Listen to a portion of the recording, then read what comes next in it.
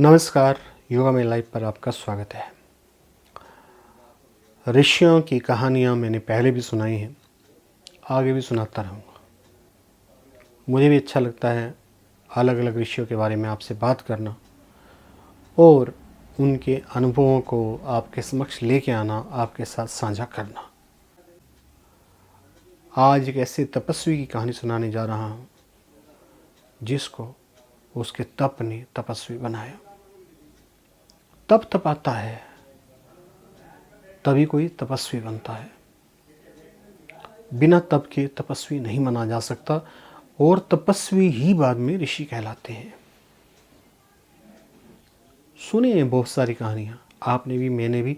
फला तपस्वी था, उसने तप किया। कई सारी बातें हैं, साधना करना और तप करना।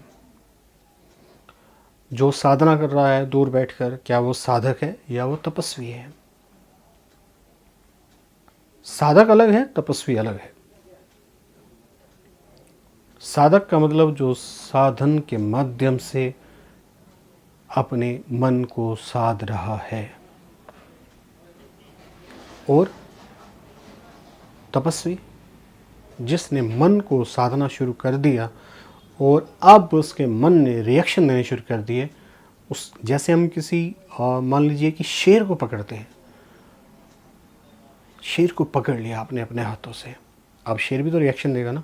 इतना शक्तिशाली है शेर, वो रिएक्शन देगा, आपको पकड़ेगा, खाएगा, कहीं से पंजे मारेगा। आपके अंदर वो रिएक्शन सहन करने की भी क्षमता है। आप उसके पंजों के दर्द को भी सहन कर सकते हैं और हटा सकते हैं। हो सकता है दांत गड़ा दे, उसको भी आप हटाने की क्षमता रखते हैं। तपस्वी के पास इतनी क्षमताएं होती हैं।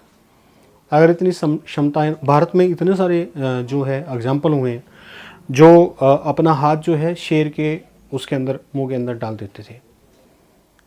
हर तपस्वी ऐसा नहीं करता, एक जस्ट एग्जांपल दे रहा हूँ, और ये ज़रूरी भी नहीं है कि हम कुछ इस तरीके से वर्क करें, लेकिन मैं एक एग्जांपल के माध्यम से आपको बताना चाह रहा हूँ। तप तपाता है, उस ऋषि को भी तप ने तपाया। जब तक तप तपाएगा ही नहीं तब तक तपस्वी बनोगे नहीं। डरा नहीं रहा हूँ, तप तपाएगा, ये बात निश्चित है। हालात बदलेंगे, चैलेंजेस आएंगे, लेकिन सहायता भी साथ में मिलेगी। स्पिरिचुअल मार्ग पे प्रॉब्लम्स आती हैं, सॉल्यूशन भी आते हैं। प्रॉब्लम्स इसलिए आती हैं कि क्योंकि प्रॉब्लम को आना होता है। सॉल्यूशन इसलिए आते हैं क्योंकि आप जिसकी साधना कर रहे हो वो हर वक्त, क्योंकि हम उसके बीच में हर वक्त आपके साथ होता है, तो वो उन प्रॉब्लम्स को लड़ने के लिए आपको बल भी देता है और नए नए साधन भी जुटाता है। जब साधक अपने आत्मिक बल के प्रयोग से मन को हराने लगता है तो मन जो है विचित्र प्रकार का होकर अलग अलग प्रकार की चीज़ें करने लगता है। वो चीज़ें हमारे शरीर पे भी दिखाई देने लगती हैं, वो हमारे मन पर भी दिखाई देने लगती है। कई बार इतने सारे विचार पैदा होंगे, आपको लगेगा कि नहीं, मेरी साधना बिल्कुल व्यर्थ हो गई। कई बार इतना ज़्यादा गुस्सा आएगा, आपको लगेगा इतने साल हो गए साधना करते करते, अभी भी इतना गुस्सा मेरे अंदर आ रहा है। याद रखिए, तपस्वी का तप, उस तपस्वी को भी ऐसा ही लगता था।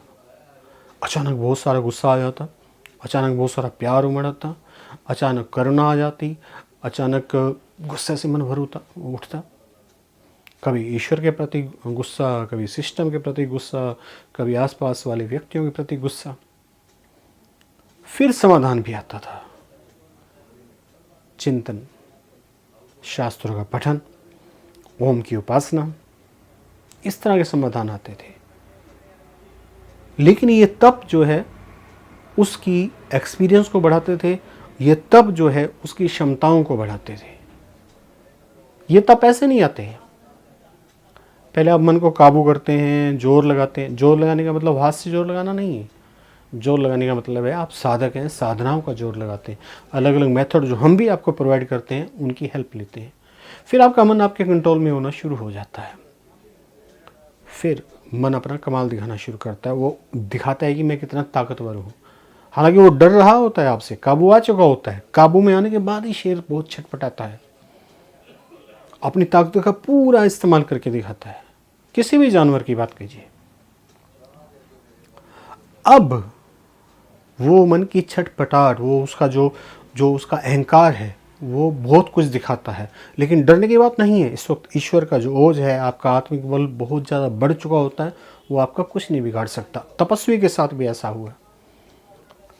तप का बल ही उसे आगे लेके जा रहा था। उसके तप का बल ही, तप का मतलब तपाना, तपस्वी को उसका तप तपा रहा था। मन के रिएक्शन, उसको सहन करना, शरीर के ऊपर सहन करना, मन के ऊपर सहन करना, ये तपस्वी का तप कहलाता है। उस तपस्वी के बाद जैसे जैसे ये हमारी सहन करने की क्षमता बढ़ेगी, उस तरीके से तप का बल बढ़ता चला जाएगा। फिर मन कुछ भी करेगा वो तब भी, लेकिन हर बार हारेगा। ऐसा नहीं कि मन रुक जाएगा, हार जाएगा, करेगा, हार जाएगा।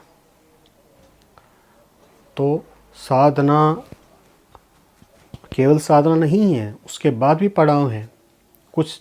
तब तक आप साधक हैं जब तक आप तपस्वी नहीं है। जब आप तपस्वी हो जाएंगे तो लड़ाई और भी ज़्यादा बढ़ जाएगी। अभी तो मन से लड़ रहे हैं, मन भाग रहा है, उसी में आप विचलित हो जाते हैं। लड़ाई बहुत लंबी है, मन भाग रहा है, इसमें ही आप परेशान हो रहे हैं।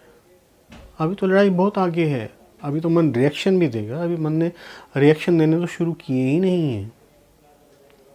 रिएक्शन देगा तब क्या होगा? गुरु तभी काम आता है, और श्रद्धा, ईश्वर पे समर्पण तभी काम आता है। मांगोगे हेल्प मिलेगी, गुरु के माध्यम से मिले, किसी के माध्यम से मिले, उससे कुछ फर्क नहीं पड़ता। करता वही है। एक ही ईश्वर आपको रास्ता दिखाता है। माध्यम बदल सकते हैं, आज मैं माध्यम हो सकता हूँ, कल आप हो सकते हैं, परसों कोई और हो सकता है। इसलिए माध्यम को अहंकार नहीं करना चाहिए। माध्यम कभी भी अहंकारी नहीं होना चाहिए। तप से डरना नहीं है, तप के बारे में जानना है। वो ऋषि डरता नहीं था, लेकिन तप के बारे में जानकारी रखना बहुत जरूरी है। नहीं तो डर जाओगे और छोड़ दोगे तो दिक्कतें बढ़ जाएंगी, घटेंगे नहीं। लड़ना जरूरी है। आप देखिए, शेर को मैंने एग्जांपल दिया, शेर को आपने पकड़ लिया, पूरी ताकत के लगा के हरा दिया एक बारी, अब वो अपना जोर दिखा रहा है। अगर अब आपने छोड़ दिया तो फिर शेर कुछ भी कर सकता है, फिर जो कुछ करेगा शेर ही करेगा। ऐसे ही जब आप तपस्वी बनोगे, जब आप तब तक पहुंचोगे, मन बड़ी हलचल पैदा करेगा। तब आपने मन को छोड़ दिया तो मन आपके ऊपर जीवन भर के लिए, हो सकता है जन्मों जन्मों तक आपके लिए, आपके ऊपर हावी हो जाए। कुछ ना करने दे। डरना नहीं है, बल्कि आगे बढ़ना है। ये था मेरा आज का वीडियो उस तपस्वी पे जिसके पास अपने तप की पावर थी, बल था, और उस बल पे वो आगे बढ़े। और अर्जित कहाँ से किया? अपने आप से, उस ईश्वर से जिसके अंदर आप और हम सब सांस ले रहे हैं। आज के लिए इतना ही। वीडियो देखने के लिए बहुत बहुत धन्यवाद। आपका दिन मंगलमय हो। Thank you very much.